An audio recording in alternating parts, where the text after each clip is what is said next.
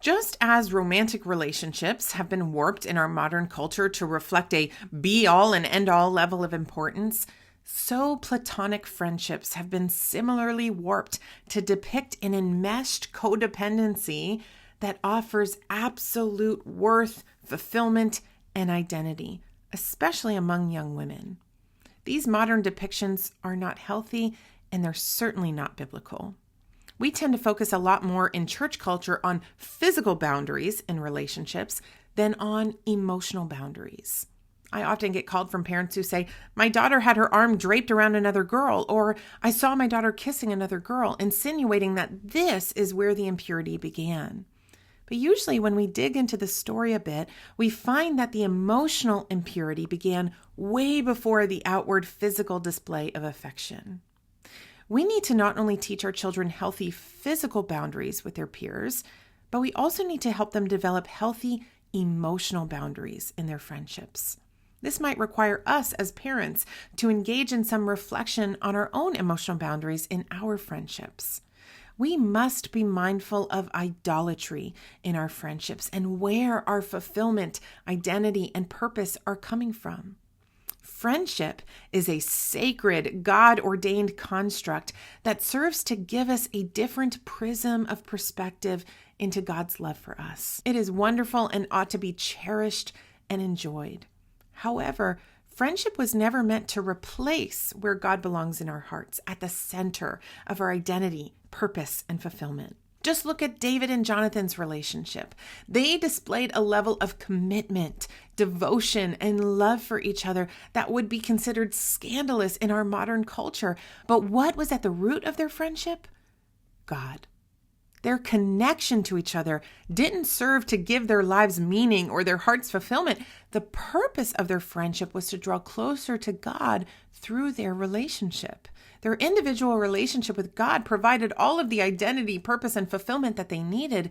Their friendship was the cherry on top, allowing their already filled cup to overflow. No human is meant to fulfill another human, whether in a platonic relationship or a romantic relationship. But this is not really a popular opinion in our culture right now. Seems like every TV show or movie would have us believe that another person can complete and fulfill us, make us whole, and give us all the love that we need. Nothing solidifies this earthly perspective more than the iconic 1996 Jerry Maguire scene in which Tom Cruise says to Renee Zellweger, "You complete me." Don't even lie, you melted at that scene too. We all swoon over that scene because this is the deepest desire of each of our hearts, to be fully and wholly loved by another. The problem is that the world has convinced us that this is possible with another human, when in reality, it's only possible with God. And so we're constantly disappointed and hurt when we try to fill that God-shaped void in our hearts with a human-sized love. It never fully satisfies. The first commandment speaks directly to this when God commands his people to have no other gods before him.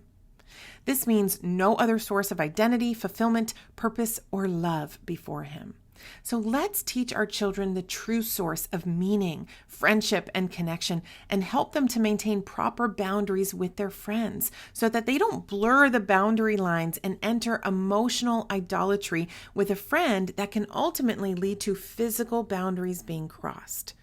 It may be necessary to implement boundaries for your child in their same-sex friendships for a time until they're at an age of maturity where they can do it for themselves.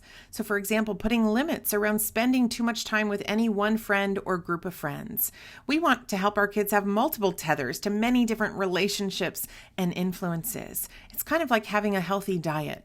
Broccoli is healthy, yes, but eating only broccoli could be very unhealthy. And so it works the same with our identity. Tying our identity too much to any one friend or group of friends can be dangerous. So we want to help our kids have multiple relationships and influences. But most importantly, we want to consistently point our children to God for their identity, fulfillment, and security. Offer them a deep sense of identity and belonging in your family life as well. And rejoice with them in their friendships while implementing proper boundaries around the time and influence with their peers in order to protect their hearts.